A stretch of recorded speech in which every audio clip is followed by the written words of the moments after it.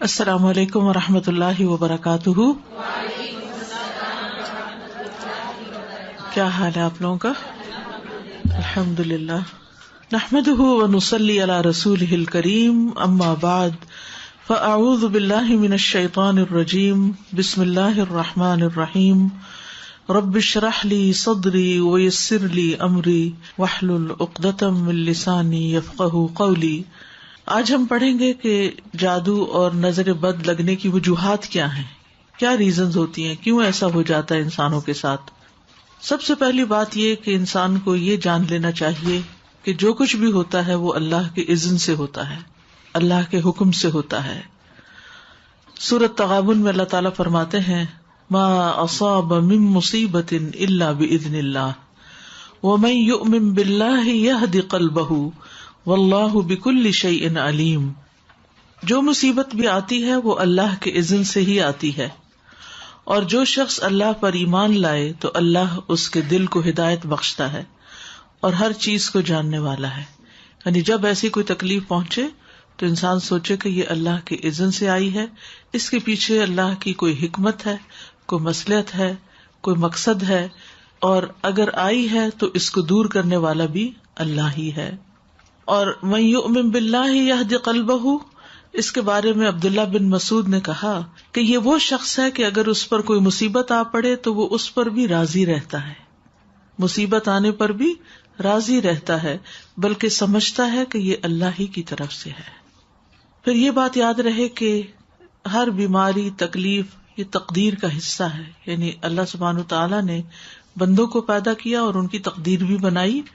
تو اسی لیے مومن کیا کہتا ہے، قل لن یصیبنا الا ما کتب اللہ لنا هو مولانا، کہ ہمیں ہرگز نہیں پہنچا مگر وہی جو اللہ نے ہمارے لیے لکھ دیا تھا، وہی ہمارا مولا ہے.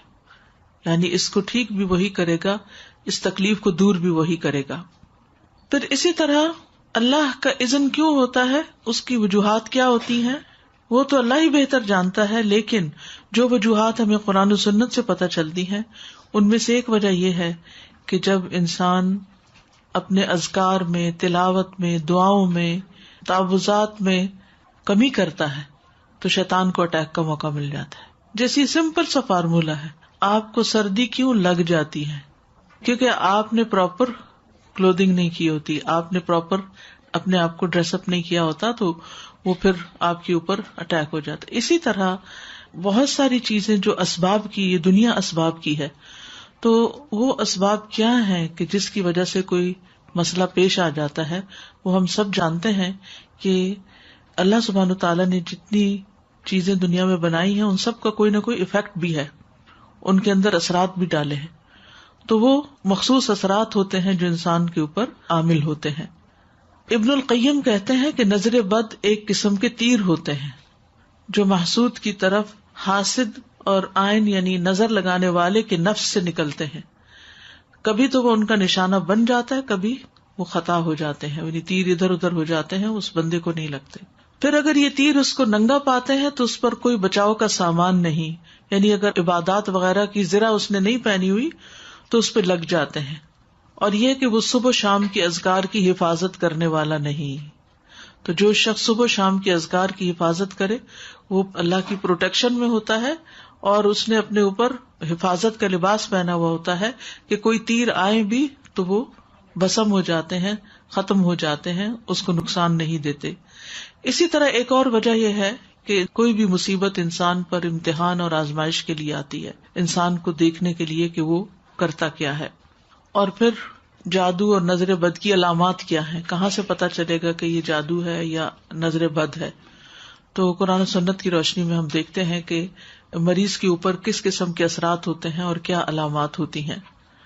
مثلاً جب انسان پر جادو ہوتا ہے یا اس کو نظر لگتی ہے تو وہ دیوانوں جیسی حرکتیں کرنے لگتا ہے، یعنی اچانک اس کے مزاج میں تبدیلی آ جاتی ہے. یعنی ایک اچھا بھلا چنگا بھلا انسان، بھلا مانس گالی گلوچ پہ اتر آتا ہے. یہ دیوانگی ہے نا، پاگل پن ہے. ابو ذر رضی اللہ عنہ نبی صلی اللہ علیہ وسلم سے روایت کرتے ہیں کہ بے شک نظر بد آدمی کو اللہ کے حکم سے دیوانہ کر دیتی. یعنی اس میں پاگل پن کے سے دوڑے پڑنے لگتے ہیں، مثلا چیخو پکار کرنے لگتا ہے، یا اور اسی طرح کی کچھ حرکات اس سے سر درد ہونے لگتی ہیں جو عام نارمل حالات میں نہیں ہوا کرتی. یعنی ویسے وہ انسان بالکل صحیح بہیو کرتا ہے. آپ نے دیکھا ہوگا کہ بعض لوگ اچھے بھلے بہت با اخلاق با حیا بہت اچھی شخصیت کے مالک ہوتے ہیں کہ یکایک ان کے اندر ایسی کیفیات پیدا ہو جاتی ہیں کہ جو ان کی ساری عقل چھین لیتی ہیں. پھر اسی طرح شدید بیماری کا اچانک شکار ہو جانا. عبداللہ بن عامر کہتے ہیں کہ عامر بن ربیعہ اور سہل بن حنیف دونوں غسل کرنے کے ارادے سے نکلے. وہ کوئی اوٹ تلاش کر رہے تھے کہ نہا سکیں. سہل نے اپنے اوپر سے اون کا جبہ اتارا. عامر کہتے ہیں جب میں نے اسے دیکھا تو اسے میری نظر لگ گئی. وہ پانی میں اتر کر نہانے لگ گیا. میں نے پانی میں اس کے بڑبڑانے کی آواز سنی تو میں اس کے پاس آیا. اسے 3 دفعہ آواز دی لیکن اس نے جواب نہیں دیا. پھر میں نبی صلی اللہ علیہ وسلم کے پاس آیا اور آپ صلی اللہ علیہ وسلم کو ساری بات بتائی. اس پر آپ صلی اللہ علیہ وسلم تشریف لائے اور پانی میں داخل ہو گئے. گویا کہ میں اب بھی آپ کی پنڈلیوں کی سفیدی دیکھ رہا ہوں. آپ نے اس کے سینے پر 3 دفعہ ہاتھ مارا اور پھر یہ دعا دی، اللہم اذہب عنہ حرہا وبردہا ووصبہا. اے اللہ اس کی گرمی اور سردی اور بیماری اور لاغری دور کر دے.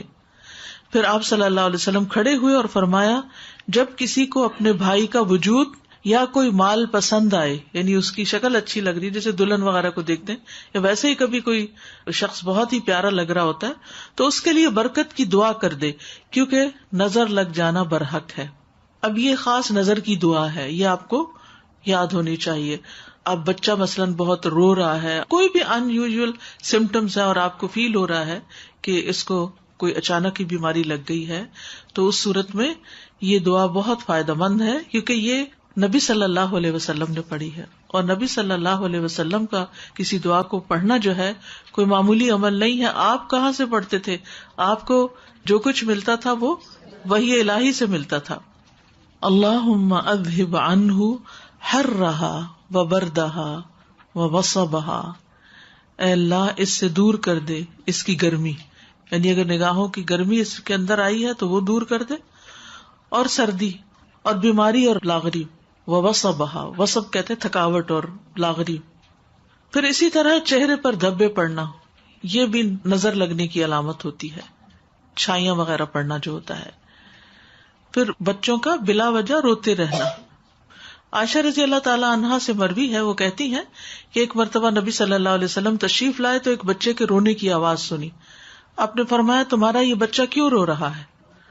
یعنی ایک ہوتا ہے نا تھوڑا بہت روئے، اب اس کو بہلائیں وہ بہل جاتا ہے، دودھ پلائیں پینے لگ جاتا ہے. لیکن ہو سکتا ہے کہ آپ میں سے جن لوگوں نے بچے پالے ہیں انہیں یاد ہوگا کوئی نہ کوئی ایسا واقعہ کہ بچے نے جو رونا شروع کیا، آپ دودھ پلا رہے ہیں تو دودھ نہیں پی رہا، کھڑے ہو رہے ہیں، لیٹ آ رہے ہیں، بہلا رہے ہیں، چھنچنے جھنجھنے سب کام کر لیے، لیکن بچہ ہے کہ چپ ہی نہیں کر رہا. یعنی وہ ساری چیزیں جن سے وہ آسانی سے بہل جاتا ہے ان سے وہ بہل کے نہیں دے رہا. تو یہ بھی کس چیز کی علامت ہے؟ نظر کی. کیا دلیل ہے کہ یہ نظر کی علامت ہے؟ کیونکہ نبی صلی اللہ علیہ وسلم نے اس ماں کو جس کا بچہ روئے چلے جا رہا تھا اور چپ نہیں کر رہا، آپ نے فرمایا کیا تم نے اس کو نظر بد کا دم نہیں کرایا؟ تو ماؤں کو بچے پالنے کے لیے بہت ضروری ہے کہ یہ تعلیم دی جائے کہ اگر بچے میں ان یوزول سمٹمس ہوں تو پھر اس کے اوپر وہ خود دم کرے، کیونکہ کتنے دن کسی کے پاس لے جایا جا سکتا ہے اور کتنے دن کوئی ہماری خدمت کر سکتا ہے. تو اس سلسلے میں اس علم کا ہونا ضروری ہے. کسی کے بار بار بھی لگتی رہتی ہے، کیونکہ بعض اوقات ہوتا ہے ماں ہی کی لگ جاتی ہے، ماں ہی کو پیار بڑا آ جاتا ہے اپنے بچے پر، ہوتا ہے نا بعض اوقات دل کلکاریاں سے لینے لگتا ہے، تو وہ جو اندر ایک جوش جذبہ یا ایک جذبات پیدا ہوتے ہیں وہ بعض اوقات نکل کے پھر دوسرے کے اوپر جا کے پڑتے ہیں، تو وہ کمزور بچے کے اوپر اثر ہو جاتا ہے اس کا. تو پھر جب ماں کو ذرا سا بھی محسوس ہو کہ ایسا کچھ ہوا ہے، فوراً خود ہی دعا پڑے. میرا بیٹا بہت چھوٹی ایج سے الحمدللہ جماعت سے نماز کراتا تھا، تو اکثر ہم کئی بار اس کے بارے میں بات کرتے تھے. اب جیسے آپ نے کہا کہ ماں کی بھی لگ سکتی ہے، ہو سکتا ہے پتہ نہیں کس کی لگے. تو اچانک کیا ہوا کہ کچھ عرصے کے بعد وہ جب نماز پڑھانے کھڑا ہوتا تو اس کے سر میں اتنا شدید درد ہوتا تھا، لٹرلی اپنے بالوں کو پکڑ کے اور وہ زمین پہ سر رکھ لیتا تھا اور بہت تیز درد ہوتا تھا. تو کافی ہم پریشان ہوئے، اس کو 2 یا 3 ڈاکٹرز کے پاس بھی لے کر گئی میں. انہوں نے سارے ٹیسٹ کیے، سب کچھ کروا لیا، MRI بھی کروایا اس کا. کسی بھی چیز میں کچھ بھی نہیں آیا. اس کے بعد الحمدللہ میں اس کو حرز عظیم اور باقی نظر کی دعائیں ہمیشہ کرتی تھی. تو الحمدللہ انہی سے ٹھیک ہوا اور رپورٹس میں کچھ بھی نہیں آیا. پھر اس کے بعد کچھ عرصے بعد پھر ہوا اس کو، تو پھر اس کے پیٹ میں درد ہونا شروع ہو گیا اور بہت تیز درد ہوتا تھا. تو 2-3 بار اس کے ساتھ ایسا ہوا اور بہت ہی سیویئر اٹیک ہوتا تھا، مطلب ان ساری چیزوں کا. پر الحمدللہ جب بھی ہوا تو الحمدللہ میں نے صرف اس کو قرآن سے اور رقیہ سے ہی کیا اور الحمدللہ وہ بالکل ٹھیک ہو گیا. الحمدللہ. اسی طرح بچے کمزور ہو جاتے ہیں، سوکھے کا مرض آپ نے سنا ہوگا. سب کچھ کھاتے پیتے ہیں لیکن ان کی جان نہیں بنتی، کمزور ہوتے ہیں. آپ صلی اللہ علیہ وسلم نے اسما بنت امیس رضی اللہ عنہا سے کہا، کیا بات ہے کہ میں اپنے بھائی یعنی جعفر بن ابی طالب کے بیٹوں کے جسموں کو دبلا دیکھ رہا ہوں، کیا انہیں فقر و فاقہ رہتا ہے، انہیں کھاتے پیتے کچھ نہیں؟ انہوں نے عرض کیا، نہیں، بلکہ انہیں نظر بد بہت جلد لگ جاتی ہے. آپ صلی اللہ علیہ وسلم نے فرمایا، انہیں دم کرو.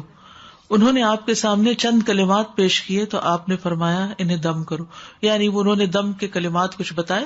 تو اس میں آپ دیکھیے کہ ایک تو مسنون دم ہے ہی، لیکن بعض اوقات کوئی شخص آپ کو کوئی آیت بتا دیتا ہے کہ یہ پڑھ کے دم کرو، یا کوئی اور اس طرح کے الفاظ بتا دیتا ہے. تو ہمیشہ یہ چیک کرے کہ اگر ان کے اندر کوئی شرکیہ بات نہیں تو وہ بھی پڑھ کے دم کیا جا سکتا ہے، ایز لانگ ایز اللہ سبحانہ و تعالیٰ کو پکارا جا رہا ہے، اللہ کا ذکر کیا جا رہا ہے اور اس میں کوئی اس طرح کی چیز نہیں تو کوئی حرج کی بات نہیں. اسی طرح اوپر سے گر جانا، پھسلنا، یعنی اچانک ہی کوئی گر گیا، ہم کہتے ٹرپ کر گیا یا کسی اونچائی سے گر گیا. رسول اللہ صلی اللہ علیہ وسلم نے فرمایا، بے شک نظر بد آدمی کو اللہ کے حکم سے دیوانہ کر دیتی ہے، حتیٰ کہ بعض اوقات ایسا ہوتا ہے کہ وہ اونچی جگہ پر چڑھتا ہے اور پھر وہاں سے گر پڑتا ہے. ابن عباس رضی اللہ عنہ سے مروی ہے کہ نبی صلی اللہ علیہ وسلم نے فرمایا، نظر کا لگ جانا برحق ہے اور یہ اوپر چڑھنے والے کو پسلا دیتی ہے. اسی طرح دیگر جسمانی علامات کیا کیا ہو سکتی ہیں؟ مثلاً بغیر کسی وجہ کے مزاج میں تبدیلی آ جانا. آپ ہر روز صبح آرام سے اٹھتے تھے، اپنے کام کاج میں لگ جاتے تھے، اپنی روٹین تھی، ایک دن بھر کا ایک اسکیڈول تھا، لیکن آپ کے مزاج میں ایسی تبدیلی آ جاتی کہ کچھ کر ہی نہیں پاتے. تو بغیر اسباب کے مزاج میں تبدیلی آنے کی کچھ علامتیں ہیں، اگر وہ آپ کے اندر ہیں تو ان سے بھی ہوشیار رہیے. مثلاً سستی، گھبراہٹ، خاموشی اور تنہائی کی عادت، کہ لوگوں کو نہ فیس کر سکنا، کہ کسی سے مل نہیں سکتے، یعنی پیپل فوبیا، یعنی کوئی بھی سامنے آ جائے تو گھبراہٹ شروع ہو جائے کہ کب میری جان اس سے چھوٹے اور میں اپنے کمفرٹ زون کے اندر جا کے اپنی دنیا میں خوش رہوں. پھر ذہنی انتشار، یعنی کسی چیز پہ ذہن کا فوکس نہ ہونا، یعنی آپ پڑھنے بیٹھے ہیں تو آپ وہ لائنیں ادھر کی ادھر ہو جاتی ہیں، کچھ سمجھ ہی نہیں آتی کہ کیا پڑھا کیا نہیں پڑھا. بے چینی کی کیفیت، لیکن جگہ بدلتے ہی افاقہ ہونا. مزاج میں حد سے زیادہ چڑچڑاپن، چھوٹی چھوٹی بات پر ناراض ہو جانا، موڈ آف کر لینا، کسی کام میں دل نہ لگنا، کہیں ٹکنا ہی نہ، ایک کام ایک دن کیا پھر وہ چھوڑ دیا، پھر وہ شروع کیا پھر وہ چھوڑ دیا. نماز، روزہ اور دیگر عبادات سے دل اکتا جانا. کئی دفعہ کہتی ہیں نا مائیں، بچہ اتنی اچھی خود ہی سے نماز پڑھ لیتا تھا، پتہ نہیں کیا ہوا یہ کہ آپ نے کسی سے کہا ہوگا میرا بچہ تو خود ہی پڑھ لیتا ہے نماز، اور وہی سے کام خراب. سر کا دکھنا اور بغیر سبب کے اچانک جسم گرم ہو جانا، حرارت بڑھ جانا. دونوں یا کسی ایک کندھے میں درد ہونا جیسے کہ کوئی انگارہ ہو، یعنی ایک جگہ خاص طور پر جیسے کوئی ہیٹ نکل رہی ہو وہاں سے. بیک ایک، نیچے کے حصے میں درد ہونا، یعنی جسم کے اچانک یہ جو یعنی بیک بون ہے اس کے نیچے درد. بالوں کا اچانک گرنا شروع ہو جانا، یعنی ایک تو ہوتا ہے نا کہ کسی بیماری کے بعد گرتے ہیں، یا تھوڑے بہت تو ہر ایک کے گرتے ہیں، روز تو گرتے ہی ہیں، لیکن بعض اوقات ایسا بھی ہوتا ہے کہ جو گرنا شروع ہوتے ہیں تو وہ تھمنے کا نام نہیں لیتے. وزن کا اچانک کم ہو جانا، یعنی کھا پی رہے ہیں سب کچھ ٹھیک جا رہا ہے، کھانے کی خواہش کا ختم ہو جانا، بھوک نہ لگنا. فضا میں خنکی بھی ہو تو جسم کی حرارت بڑھ جانی، باہر ٹھنڈا ہے لیکن جسم گرم ہوئے چلا جا رہا ہے، اور اسی طرح باہر گرمی ہے اور جسم ٹھنڈا ہی ہوا چلے جا رہا ہے. چیز کو ذہن میں رکھنے، حفظ کرنے اور سمجھنے کی قدرت نہ ہونا، یعنی حفظ ہوتا ہی نہیں، کر کر کے پھر وہیں کا وہیں کڑے. کثرت سے پسینے آنا اور ان کی بو تبدیل ہو جانا، یعنی ایک تو ہر انسان کی ایک ہوتا ہے نا اسمیل ہوتی ہے، لیکن ایک وہ بہت اسٹرانگ قسم کی شروع ہو گئی.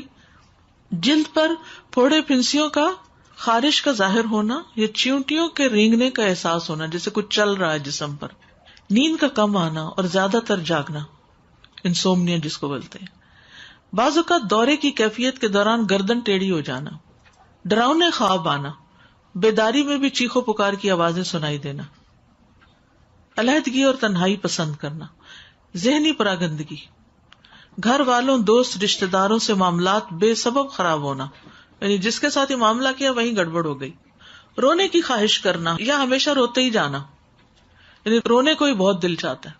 تو یہ عوارض جو ہیں یہ بیماریاں ہیں اور بیماریوں کی علامات ہیں. ان میں نفسیاتی، روحانی، جسمانی سبھی اکٹھے ہو سکتے ہیں، یعنی جسمانی بھی، روحانی، نفسیاتی، یہ سارے مل بھی جاتے ہیں بعض اوقات. جیسے اگر بنیادی بات آپ یاد رکھیں نا کہ کبھی جسم میں تکلیف شروع ہوتی ہے اور وہ روح پہ جا پڑتی ہے اور وہ روحانی بیماری بن جاتی ہے، اور کبھی روح پر کوئی چیز آتی ہے اور وہ جسم کی طرح منتقل ہو کے جسمانی دردیں جو ہیں یہ جسمانی تکلیف ہے لیکن سبب روحانی ہے.